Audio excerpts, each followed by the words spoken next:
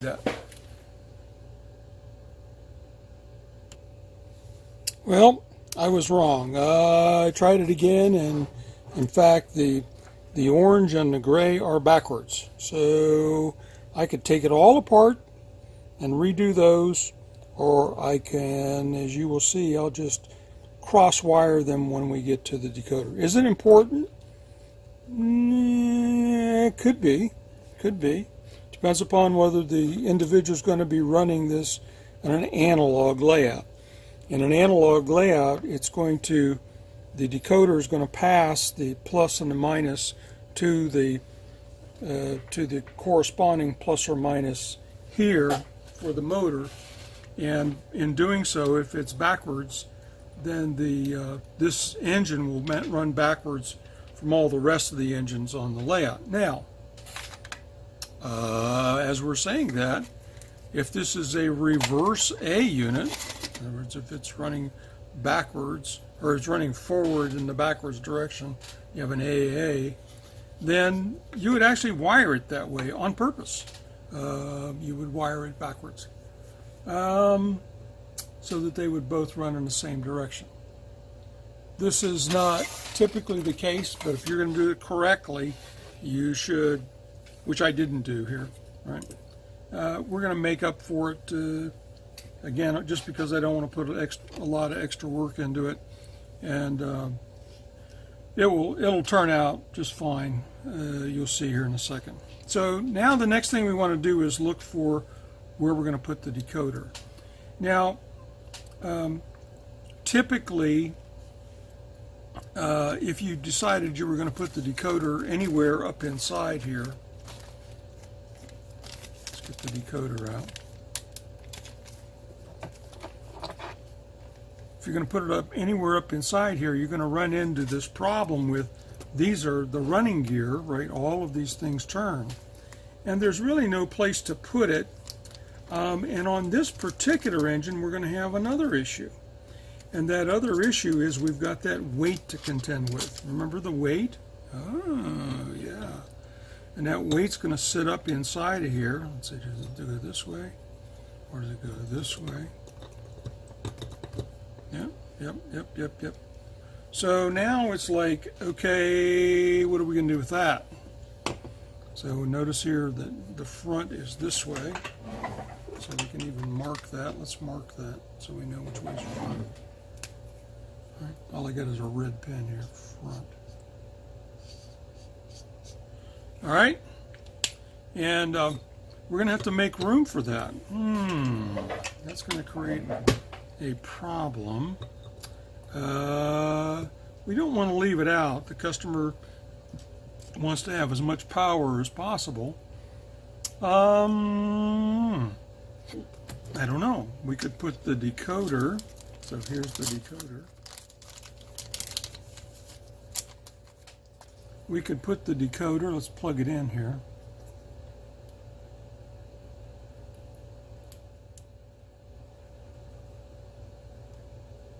Making sure it's firmly plugged in.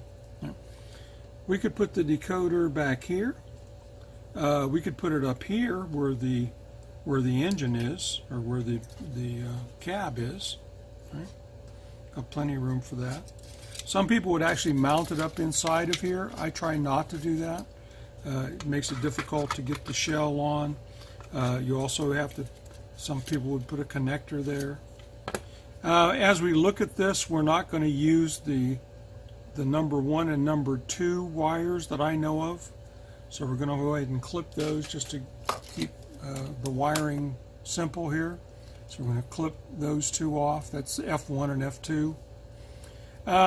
This also doesn't have a rear light on it, so we're going to clip the yellow lead, which would be for the rear light. So let's go ahead and clip that. And again, I've left them as a little bit of a stub so that if you had to go back and add wires to those, you could. So this is what we're left with wiring. We had this metal strap. Remember this old metal strap that was up here? It can't touch, so if it goes like this, right, it can't touch these two anymore because that would connect it to the motor. So the best thing to do is get those out of the way. So the way I handle that is just by bending them. You can bend them up or bend them back, either way. Sometimes they'll actually snap off. All right. I like to kind of bend them up this way. Okay. You might even want to straighten them out a little bit, right, as you bend them up. Flatten that bend out. Now, as we look at it, we want to make sure that it does not connect to this in any way, shape, or form. So we're going to bend it all the way back. Let's go ahead and flatten that part up. Now we get a front and a back. All right. Go ahead and flatten this all the way out. And what I want to do is I want to get them out of range of these tabs. Now, there's a couple different ways to do this. One way is to cut the tabs off altogether. And you know what? I may do that. No, I'm not going to do that because I'm going to need that room for something else. Okay, so let's look at doing this, and probably let's put Captain tape on each one of these. So I'm kind of winging it here. All right, let's put Captain tape on both of those.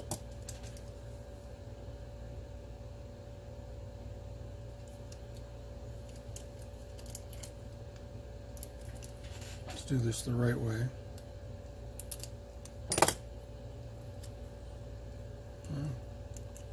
And we'll smooth that out here in a second.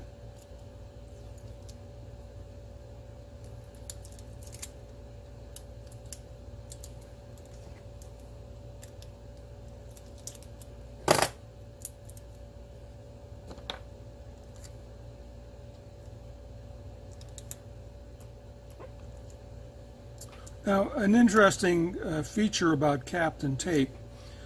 Captain tape was made by and was invented by DuPont, so that's the real tape is called Captain tape, or the DuPont tape is called Captain. That's their trademark. And I said DuPont, I meant 3M. And so it was designed for printed circuit boards, and specifically to adhere to metal, so the properties are adhered to the metal.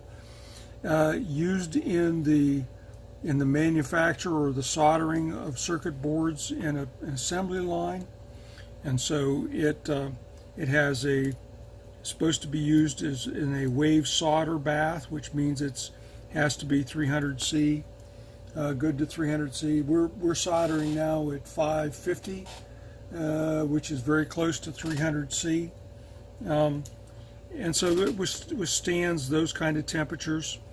Also, like I said, it sticks to metal. The adhesive there sticks to metal. So you can buy some, we'll call it off-brand Captain tape, which this appears to be, but that doesn't have the correct adhesive properties. The other thing is it's an insulator, so that's what we're using it as here. And also it is very, very thin, which is another advantage when you're trying to do decoders. Now I'm just carving around these little pads. I don't care about the bottoms. I don't want it to be dangling in the mechanism. So now I've insulated these pads at least enough so that we can go ahead and put this strap back on. All right, and if you really want to get finicky, and I guess we should here, let's go ahead and put a piece of that tape here also on this. Now it comes in different sizes, right? I just happen to have a size that's just about the right size for that. So we're going to put a piece of tape across the top. Remember, we also use this at the bottom as an insulator.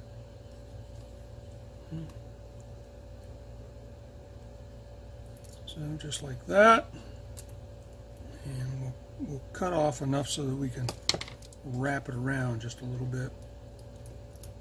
In this case, I kind of do want it to be wrapped. Remember, the strap is going to come over and kind of wrap around. I don't want it into the,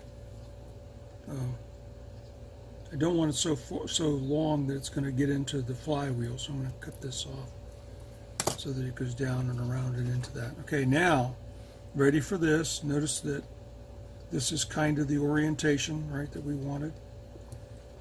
And we're done. Okay? Now let's put this back on. Remember, this was front this way, right? And we got all these wires coming up. Now we're going to have to manage all these wires. This goes all the way up here. This one's going to have to come up and come through here somehow. Okay.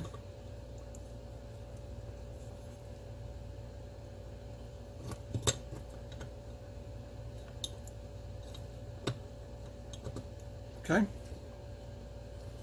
All right, we're kind of getting there. All right, now notice in this situation, I've got that metal piece is touching this metal piece up here. That's not a good thing. Okay, but we have insulated it from the motor now. Right? I could also insulate it from this piece, and I probably should do that right here. And we'll do that in a second. I'm trying to find out where I'm going to put the decoder. That would not be a good place. Well, maybe it would. All right, we've got plenty of room there to put the decoder right there. So if I pulled this down like this, right, pulled that down, I could slip that decoder, turn it around, but slip that decoder up inside of there like that. Okay. Now it's not wide enough to go underneath there, so it's going to have to stick out. But it could stick out like that. That would work just fine, and it would insulate that piece right there. The only problem is all these wires are coming out the back. Okay, so I'm gonna modify that. I think I'm going to use it on the front here. So how far up front can I go? And where's this? Where does this stop? All right, so I can't go any farther forward than right there. So I'll make a little mark there. It's kind of like this is where my wires can go to, and that's all. All right, now let's solidify where we're going to put this decoder. Again, wires and everything, so about right there's where I want it. All right. So let's go ahead and strap that to it, again using Captain tape. I'm going to get a fairly good sized chunk of that. You could use a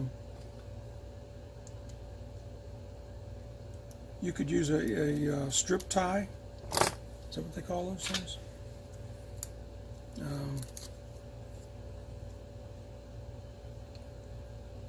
And do I want to do that right now? No, I just want to do this. Okay, so let's put this up in here, like this. Okay, and again it sticks. Oh, look there. How propitious. Yeah, you didn't know this was going to be a vocabulary lesson too, did you? You can look that one up. Propitious. That means timely. So I come right there. I may have come up with a new technique today, and you guys were witness to it. And then come across like that. There we go. Ta-da! Cool.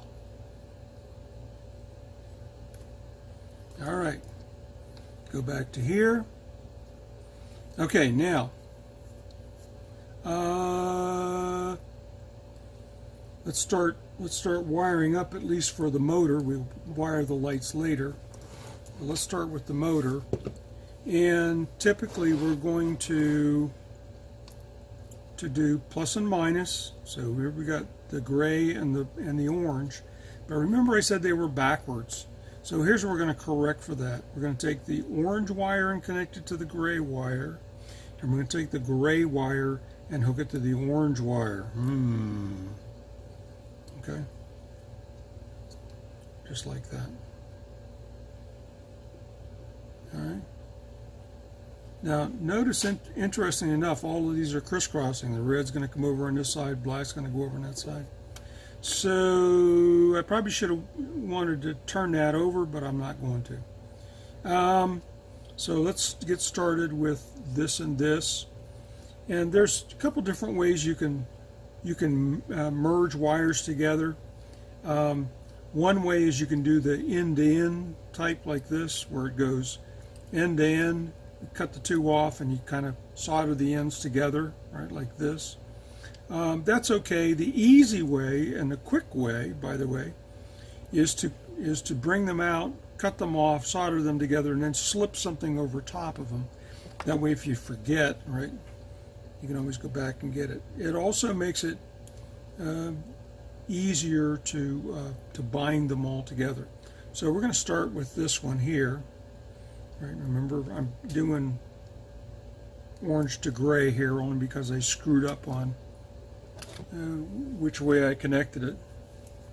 All right, and we're going to do these two. All right. Like that. Our soldering iron's still at around 300 C or 550 Fahrenheit, and we're just going to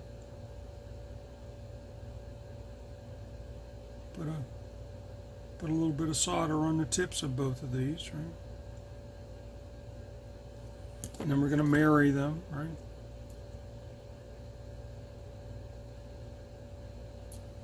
And again, if you're quick, these little wires don't get that hot.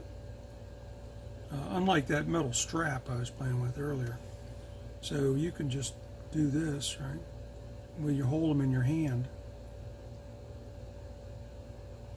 and you're done. I'm going to do the other side.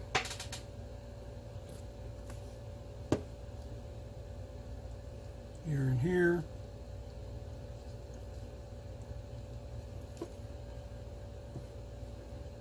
Now notice I'm measuring these out so that they end up in a place where once I put a bulky shrink tube piece, right, I know that we can manage that. So I give ourselves a little bit of length on each one of these. So gray to red, or gray to orange, orange to gray.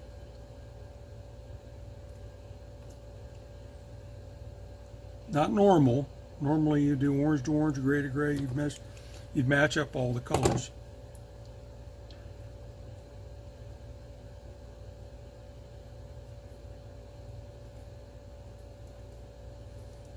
And if you get really brave, you can do it like this without tinning them. Just twist them together, put a little bit of solder on them. Come on.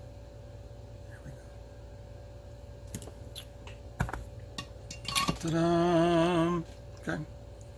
Both those connections are done fairly well. And the only thing I need to do is slip some shrink tube on it. So let's put a little bit of shrink tube on each one of those.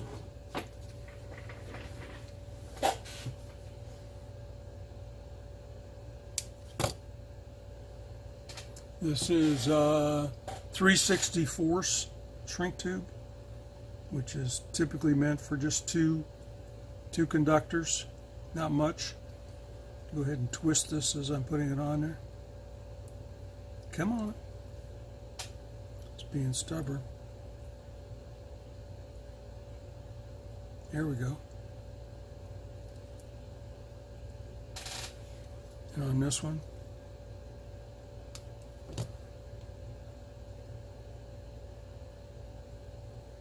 Okay. And then hit it with the hair dryer. I use this little travel hair dryer. I've looked all over for these in other places. I bought this in a travel store in a airport someplace a long time ago.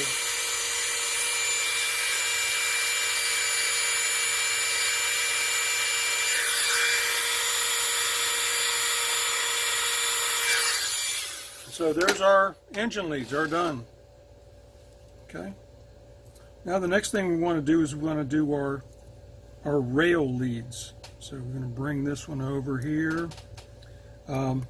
We deliberately made these rail leads so that they went in their respective direction. We're going to tie all three of these together. Okay. And again, I want to tie them somewhere where they're up and away from the other moving parts. This would be good just right there. Okay. This one would be good like right there. All right. And then I've got this red one that comes out from the decoder, and I want to give myself a little bit of extra room here on this lead. Sometimes you mess up, all right?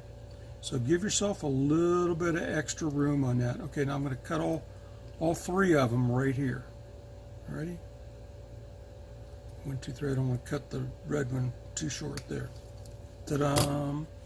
Got a bunch of pieces now we can throw out. All right, here's our red leads. We're going to go ahead and take the insulation off of them.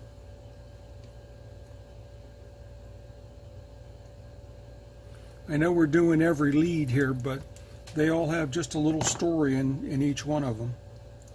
Okay, especially on this type of an engine, because this type of an engine, there are so many things that you have to worry about.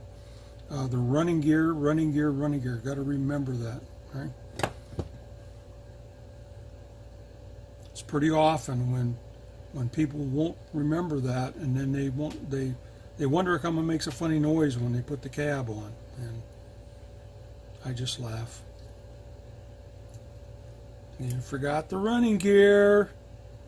Wires in the running gear. And I went, no, that couldn't happen. Then take it off, and sure enough. You'll see on some of the engines, other engines that we do later, that this is not an issue.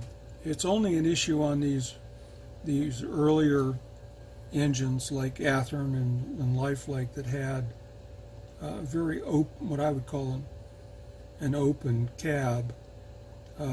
There's very little weight in them. This one actually has an added weight. Early days they didn't have anything like that.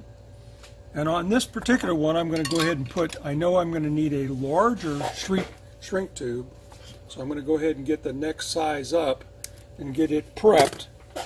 Okay. I'm going to put it on this particular wire here and hope that everything goes as planned. Notice how they're coming together pretty quick. Okay. I'm going to kind of hold these together. This is an end-to-end solder joint. Oh, everything fell apart. Got too hot.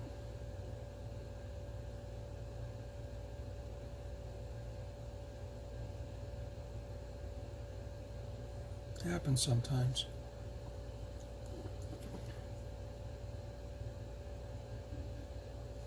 Yeah.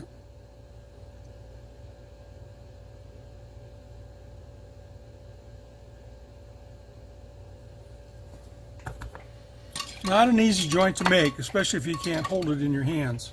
There's things that you can use. We've got some of these little things, and you can use those to hold it. It just takes too long, so I usually try to avoid it if I can. Now, see the little extra that I added here? So this may be, I've got a little piece of solder kind of sticking up out of the way there. Right? I'm going to kind of crimp that down before I put the shrink tube on it. Right? And there we go. Right? Shrink tube went right over top of it. A little hot. And actually the heat now is going to going to make that solder joint too well. Okay, so now we're ready for the black wire. Well, the black wire is connected to these two poles here, right? And those two poles, then, what we want to do is we want them to come up and out. So don't mind the fact that this is yellow wire. But we want them to come up like this. And we want them to come out of that thing in this direction. So we're going to solder to it like this. Now the reason why we're doing that is because if you took a regular wire and it was straight, like across the top, and a lot of people do that, when it goes back and forth, back and forth, back and forth, back and forth. And I don't care if it's stranded or solid. When you do that to a wire, eventually it's going to break. If you do it this way, right, like this, because this is going back and forth this way, the wire is going to go in torsion. It's going to go like this, right? And because it's going like this, right, you're not fracturing it back up in here. So this is the preferred method. Anytime you have a joint that moves, right, try to make sure that your wire is going to move in torsion and not in axial. I don't know if those are the right words, but those are the words I'm using. All right, so anyways, let's go ahead and put our black wires on here. So we've got a black spindle here full of wire. So we got extra wire here. Now we can either, some of these are too short, right? We're never going to use those again, so trash those. Some of these aren't too bad, but as you can imagine, we've got an abundance of green and purple, because we rarely use green and purple. Right? We do use yellow quite a bit, so we've still got some of those too. So I've got little drawers up here, each with an individual color. All right, so let's do the first black one. I'm going to go ahead and strip that one. And we'll get us a good length here so you can see how one of them's done, and then I'll do the other one. Let's put this guy underneath here so we can see what we're doing. Stay back on there. Stay on there. Get back on there. Yeah. All right. So we can see what we're doing. Let's take these guys out of the way. All right. Now, I'm going to go ahead and put my set my soldering iron up to 700 degrees F, or about 375 C. And I'm going to go ahead and tin, while I'm waiting for it to heat up to that point, I'm going to go ahead and tin my wire. Don't need that kind of heat for the wire. Right. And I'm going to look at starting to tin, right, these two side pieces. And again, they need to be higher heat because I'm trying to put solder on something that is a large structure. So it has to be hot enough to absorb the solder. So there's one. This one may be tougher. I do not want to get the wires all messed up. Come on. There you go. And there's two. Okay, so I just have two little blobs of solder on there. And I'll do one, and then we'll pause while I do the other one. Okay, ready? Here we go.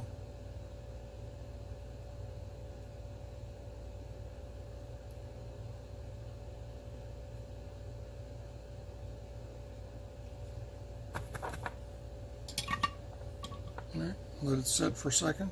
Pull on it, make sure it's done. All right, we're going to pause till I do the other one. Alrighty then, you betcha. We've got everything connected. We're ready for a test. We can get a piece of track out here, and because it runs on DC and DCC. In other words, most DCC decoders, with the advantage of or disadvantage of NCE decoders. We'll do DC and DCC. This is the motor. This is forward, right? This is the red wire, so we're going to put red on this track. We're going to put black on this track, and we're going to give it some DC, right? And it should move in that direction. Let's see what happens. Yes. All right. Now the only reason why that worked was because I reversed these two connections. Okay. Otherwise, it wouldn't have done it that correctly. But this is correct, right? Plus on the right rail makes it move in a forward direction. Now that was DC. All right. We're going to go ahead and put these wires or tidy up these wires.